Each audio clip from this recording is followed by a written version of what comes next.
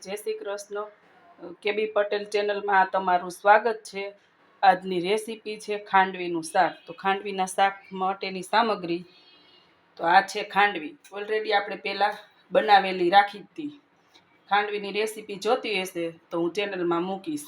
આ છે ટમેટાં, છાલ ઉતારીને કટકા કાઢીને રાખી લીધા છે. 3 નંગ ટમેટાં છે, એની ગ્રેવી કરવાની છે. આ છે કોથમરી, આ છે લીલું લસણ, આ છે આદુ મરચાં અને લસણની પેસ્ટ, આ છે લીલા લસણનો લીલો ભાગ, પાંદડા એટલે કે આપણે ગાર્નિશિંગ માટે, આ છે હળદર, આ છે મીઠું, આ છે લાલ મરચું પાવડર, આ છે ખાંડ. ખાંડ ટમેટામાં બેલેન્સ કરવા માટેની છે, આપણે ગળ્યું નથી કરવાનું શાક, ખાલી ઓલરેડી થોડીક જ નાખવાની છે. આ છે દળેલું ધાણા જીરું. તો ચાલો આપણે કરી ચાલુ.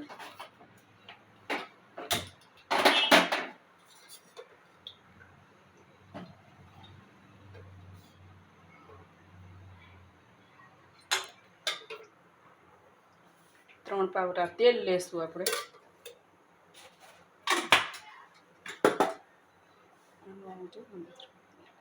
ગેસ ધીરો કરીને તેલ ગરમ થાય ત્યાં સુધીમાં આપણે ગ્રેવી કરી લઈએ.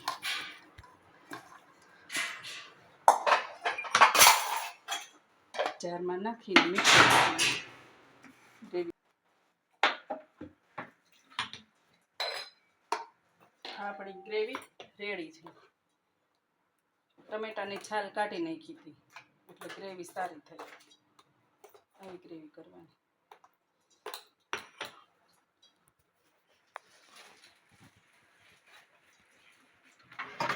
ગેસ કરી દે ફૂલ અને આપણે કરી વઘાર.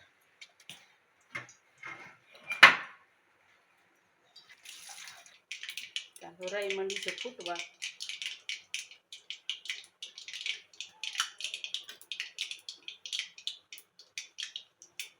એક નાની ચમચી જીરું, 5 ચમચી હિંગ.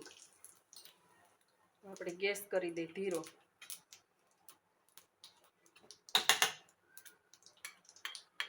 આદુ મરચાં લસણની પેસ્ટ હતી અને વઘાર કરી.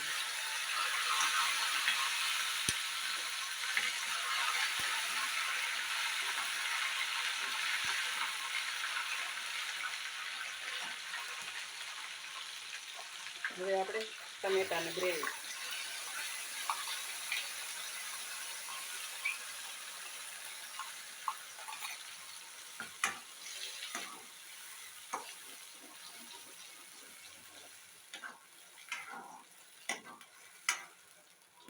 ગેસ થોડોક ફાસ્ટ કરી દે.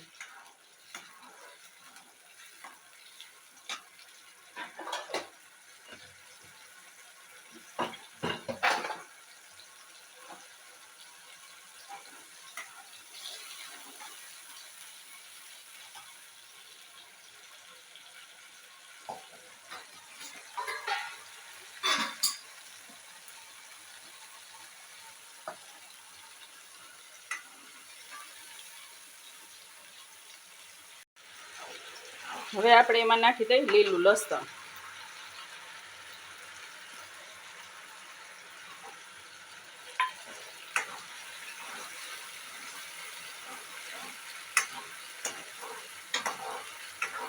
તેલ છૂટું પડવા માંડ્યું છે.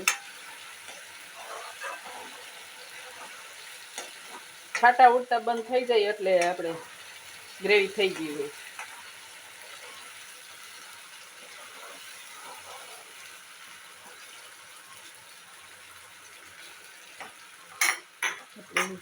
સ્વાદ મુજબ મીઠું,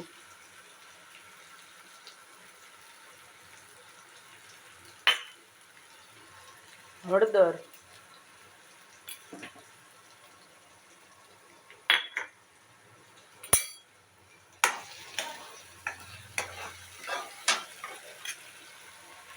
એક ચમચી લાલ મરચું પાવડર. મરચાંની પેસ્ટ હતી એટલે 1 ચમચી નાખ્યું. તમારે જેટલું તીખું ખાતા હોય એ પ્રમાણે નાખવાનું. હવે આપણે થોડુંક નાખશું પાણી. થોડીક ગેસની ફ્લેમ ફાસ્ટ કરવાની.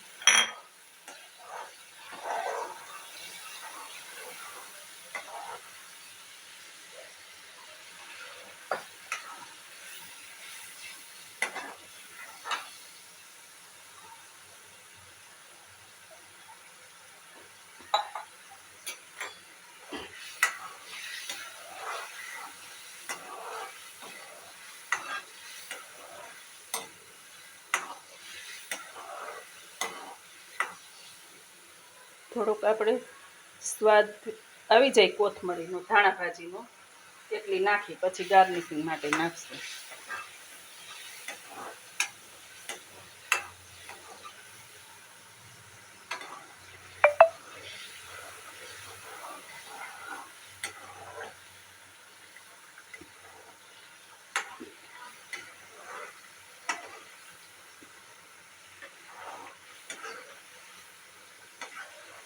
તો આપણી ગ્રેવી થઈ ગઈ છે રેડી. હવે એમાં ખટાશ બેલેન્સ કરવા માટે થોડીક આપણે ખાંડ નાખી. જો ખાંડ ન ફાવતી હોય તો તમારે ગોળ નાખવાનું. ગળ્યું નથી કરવાનું શાક.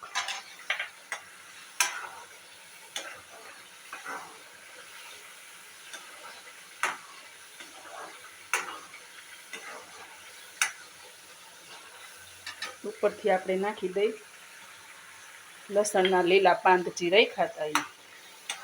ગેસ કરી દઈ ધીમો.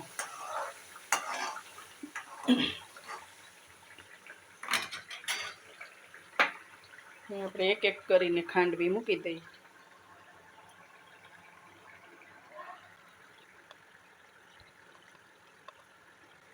જો તમારે, અમારે આ 3 જણા માટેની શાક છે, તમારે ઝાઝું કરવું હોય, ઝાઝા વ્યક્તિ માટે બનાવવું હોય તો વધારે લેવાનું.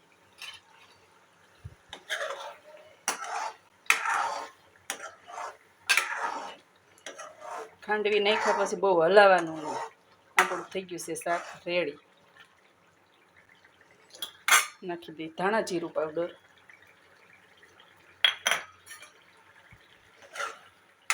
હવે આપણે સર્વ કરી દઈએ.